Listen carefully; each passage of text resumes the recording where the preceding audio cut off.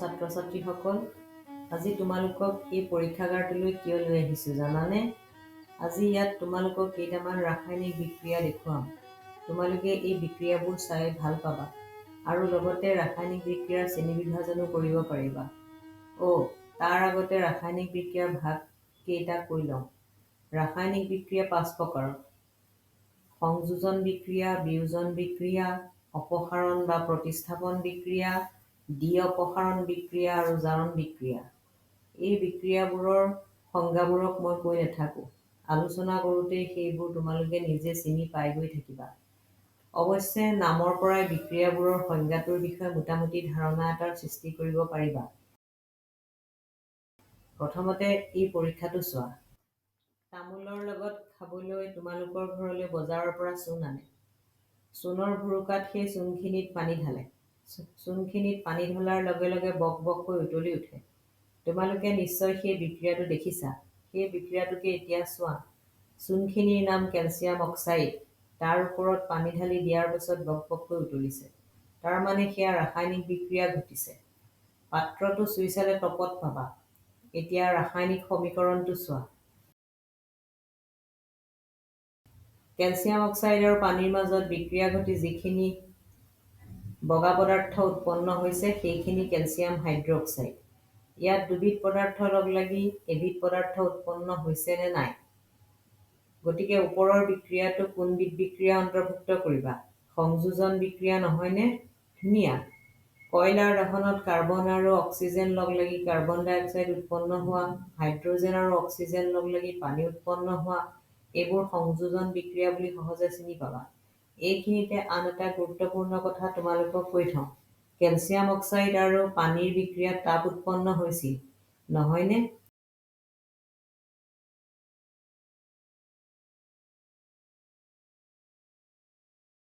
তোমালোকে ঘৰত ব্যৱহাৰ কৰা ৰন্ধন গেছ বা প্ৰাকৃতিক গেছ জ্বলালে তাৰ পৰা তাপ উৎপন্ন হয় বুলি জানা। আনকি আমাৰ শ্বসন কাৰ্যত গ্লুক'জৰ জাৰণ ঘটি তাপ উৎপন্ন হয় বুলিও তোমালোকে জানা। এইদৰে যিবোৰ বিক্ৰিয়াত তাপ উৎপন্ন হয় সেই বিক্ৰিয়াবিলাকক তাপবৰ্জী বিক্ৰিয়া বোলে।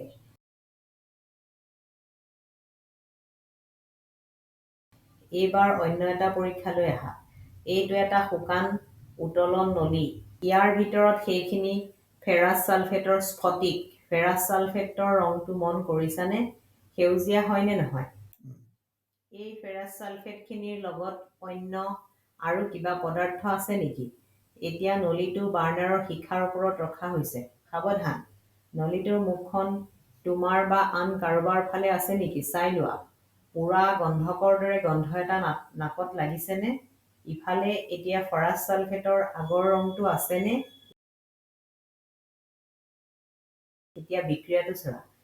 এইটো বিক্ৰিয়া কোনটো ভাগত ৰাখিবা? এইটো বিয়োজন বিক্ৰিয়া, কাৰণ বিক্ৰিয়াটোৰ এবিধ পদাৰ্থৰ বিয়োজন হৈ একাধিক পদাৰ্থ উৎপন্ন হৈছে। ফেৰাছ ছালফেটৰ স্ফটিকৰ সংকেতটো চোৱা। ইয়াত ফেৰাছ ছালফেটৰ লগত পানীৰ 7টা অণু দেখিছা। ফেৰাছ ছালফেটৰ স্ফটিক তপতাই দিয়াৰ ফলত প্ৰথমে ই পানীৰ অণু হেৰুৱায়, তেতিয়াই তাৰ ৰঙৰ পৰিৱৰ্তন ঘটে। তাৰ পিছত ফেৰাছ ছালফেট ভাঙি গৈ ফেৰিক অক্সাইড, ছালফাৰ ডাই অক্সাইড আৰু ছালফাৰ ট্ৰাই অক্সাইড উৎপন্ন হয়। এনেদৰে তাপ প্ৰয়োগ কৰি কোনো পদাৰ্থক বিয়োজন ঘটালে তাক তাপীয় বিয়োজন বোলে।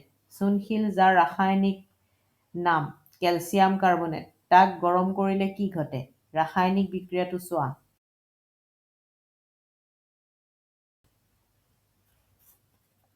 এইটো এটা তাপীয় বিয়োজন বিক্ৰিয়া। এইবাৰ এই পৰীক্ষা নলীটো চোৱা। তাত লেড নাইট্ৰেটৰ পাউডাৰ আছে। পৰীক্ষা নলীটো বাৰ্ণাৰৰ শিখাৰ ওপৰত ধৰা হৈছে। মন কৰা। ইয়াৰ পৰা মুগা বৰণীয়া ধোঁৱা ওলোৱা দেখিছানে? বিক্ৰিয়াটো মন কৰা। কি কি উৎপন্ন হৈছে? এইটো জানো তাপীয় বিয়োজন বিক্ৰিয়া নহ'ব? তাৰ পিছত পানীৰ বিদ্যুৎ বিশ্লেষণৰ প্ৰক্ৰিয়াটো চোৱা। পাত্ৰটোত দুডাল বিদ্যুৎদ্বাৰ আছে, দেখিছা? ইয়াৰে এডাল বেটাৰী ঋণাত্মক মেৰুৰ লগত আৰু আনডাল বেটাৰী ধনাত্মক বেৰুৰ লগত সংযোগ হৈ আছে। এই বিদ্যুৎ দ্বাৰ দুডাল ডুব যোৱাকৈ পানী ঢালিব লাগিব। তাত ছালফিউৰিক এচিড যোগ কৰা হৈছে। সেয়া দেখিছানে? বিদ্যুৎ চালিত হোৱাৰ পিছত দুয়োডাল বিদ্যুৎ দ্বাৰত বুৰবুৰণি কাঢ়ি গেছ ওলাইছে। এতিয়া পানী ভৰ্তি দুডাল পৰীক্ষা নলী বিদ্যুৎ দ্বাৰ দুডালৰ ওপৰত উগুৰিয়াই দিয়া হৈছে। মন কৰাচোন, লাহে লাহে পৰীক্ষা নলীৰ ভিতৰৰ পানী তললৈ নামিছে আৰু তাৰ ওপৰত গেছ জমা হৈছে। ইয়াৰে এটা পৰীক্ষা নলীত আনটোৰ দুগুণ গেছ জমা হৈছে। দেখিছানে?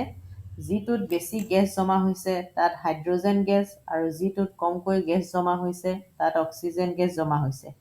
মুঠতে ইয়াৰ পৰা এটা কথাই গম পালা যে পানীৰ মাজেদি বিদ্যুৎ চালিত কৰিলে হাইড্ৰজেন আৰু অক্সিজেন গেছ উৎপন্ন হয়। এইবাৰ এখন চীনামাটিৰ থালৰ ওপৰত সেয়া চিলভাৰ ক্লৰাইড দেখিছা? ইয়াৰ ৰংটো চোৱাচোন। কিছু সময়ৰ বাবে থালখন সূৰ্যৰ পোহৰত ৰখাৰ পাছত চিলভাৰ ক্লৰাইড ৰংটো চোৱা।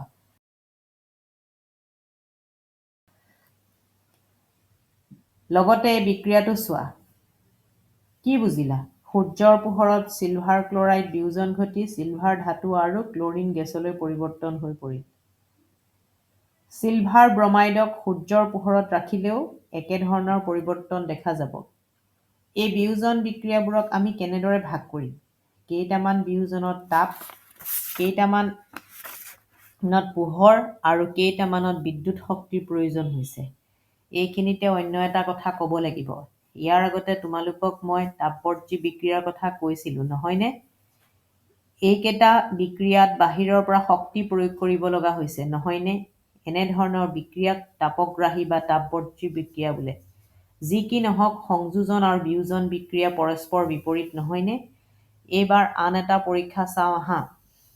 এই দুটা পৰীক্ষা নলী দেখিছানে? এটাক A বুলি আনটোক B বুলি ধৰা। দুয়োটাতে কপাৰ ছালফেট দ্ৰৱ আছে। কপাৰ ছালফেট দ্ৰৱৰ ৰং নীলা বুলি জানাই। তিনিটা নতুন চিকচিকীয়া গজাল লোৱা হৈছে। তাৰে এটা গজাল এনেই ৰাখিছে। A বুলি লিখা থকা পৰীক্ষা নলীটোত দুটা গজাল ডুবাই দিয়া হৈছে। প্ৰায় 20 মিনিট ৰ'ব লাগিব দেই। যি দুটা গজাল A বুলি লিখা থকা পৰীক্ষা নলীটোত ডুবাই দিছিল, সেই গজাল দুটাৰ ৰং ৰঙচুৱা হৈ পৰিল। আৰু সেই বুলি A লিখি থোৱা পৰীক্ষা নলীটোৰ দ্ৰৱৰ নীলা ৰং নাইকিয়া হ'ল। দেখিছানে? B বুলি লিখা থকা পৰীক্ষা নলটোত কপাৰ ছালফেটৰ ৰঙৰ লগত A বুলি লিখা থকা পৰীক্ষা নলীটোৰ দ্ৰৱখিনিৰ ৰঙৰ পাৰ্থক্য চকুত পৰিছেনে? আনহাতে কপাৰ ছালফেটত ডুবাই নৰখা গজালটোৰ লগত আন দুটা গজালৰ ৰঙৰ পাৰ্থক্য ধৰা পৰিছেনে? তাৰ পিছত বিক্ৰিয়াটো চোৱা। কি দেখিলা? আইৰণে কপাৰ ছালফেটৰ পৰা কপাৰ অপসাৰিত কৰি ফেৰাছ ছালফেট দ্ৰৱলৈ পৰিৱৰ্তন কৰিলে। অপসাৰিত কপাৰ লুৰ গজালত জমা হোৱাত গজালকেইটা ৰঙচুৱা হৈ পৰিল। তেতিয়াহ'লে এইটো বিক্ৰিয়া কোনটো ভাগত পৰিব কোৱাচোন? হয়, এইটো অপসাৰণ বিক্ৰিয়া। কাৰণ ইয়াত কপাৰ ছালফেটত থকা কপাৰক লুৱে অপসাৰিত কৰিছে।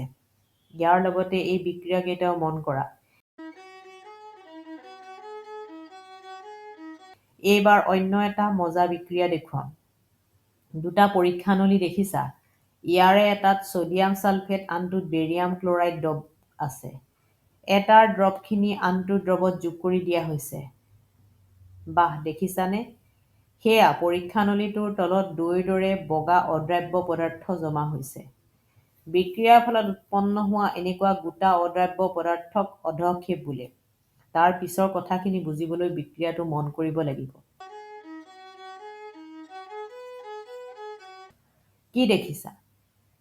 ছডিয়াম ছালফেট আৰু বেৰিয়াম ক্লৰাইডৰ মাজত বিক্ৰিয়া ঘটি বেৰিয়াম ছালফেট আৰু ছডিয়াম ক্লৰাইড উৎপন্ন হৈছে। বিক্ৰিয়াত ছডিয়াম আৰু বেৰিয়াম দুয়োটাই দুয়োটাক অপসাৰিত কৰি দুয়োটাৰে স্থান সলনি হোৱা নাইনে? নিঃসন্দেহে এনেকুৱা বিক্ৰিয়াক দ্বি অপসাৰণ বিক্ৰিয়া বোলে। এতিয়া সদুশেষত জাৰণ বিক্ৰিয়াৰ কথালৈ আহোঁ।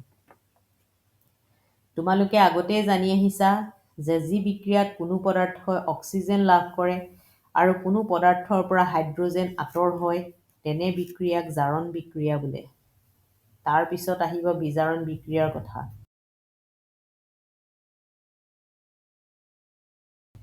জাৰণ আৰু বিজাৰণ পৰস্পৰ বিপৰীত বিক্ৰিয়া। গতিকে যি বিক্ৰিয়াত কোনো পদাৰ্থই অক্সিজেন হেৰুৱায় বা হাইড্ৰজেন লাভ কৰে তেনে বিক্ৰিয়াক বিজাৰণ বিক্ৰিয়া বোলে। এই বিক্ৰিয়াটো চোৱা। সহজে বুজি পাবা যে এইটো এটা জাৰণ বিক্ৰিয়া, কিয়নো ইয়াত কপাৰৰ লগত অক্সিজেন যোগ হৈছে। কপাৰৰ ৰং ৰঙচুৱা আছিল, কপাৰ অক্সাইডৰ ৰং হৈ পৰিছে মটীয়া। এইবাৰ উত্তপ্ত কপাৰ অক্সাইডৰ ওপৰেদি হাইড্ৰজেন গেছ পঠিয়াই দিয়া বিক্ৰিয়াটো চোৱা। পুনৰ মটীয়া কপাৰ ছালফেটৰ ৰঙচুৱা কপাৰলৈ পৰিৱৰ্তন হৈছে।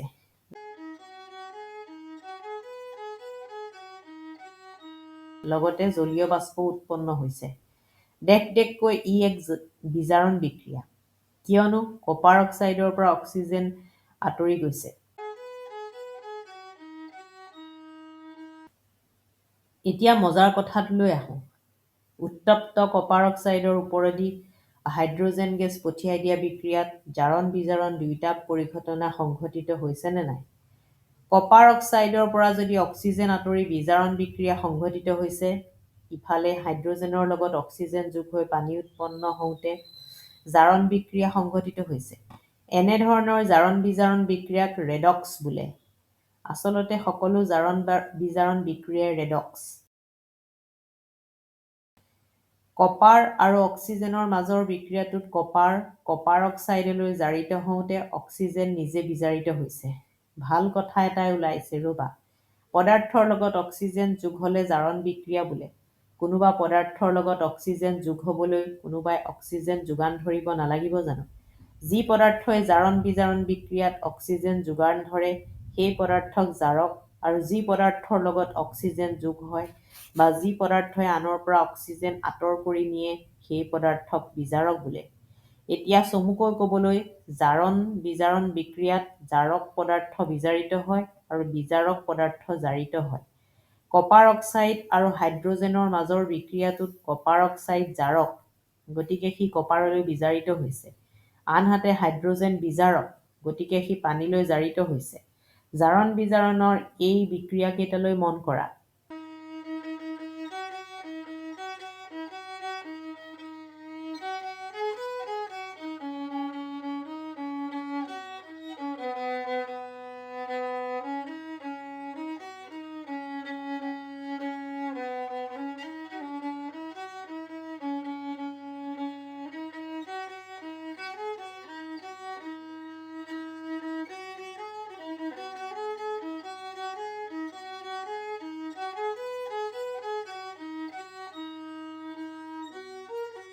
ইমান সময় যে কথাখিনি মন দি শুনিলা, তাৰ বাবে তোমালোকক ধন্যবাদ জনাইছোঁ।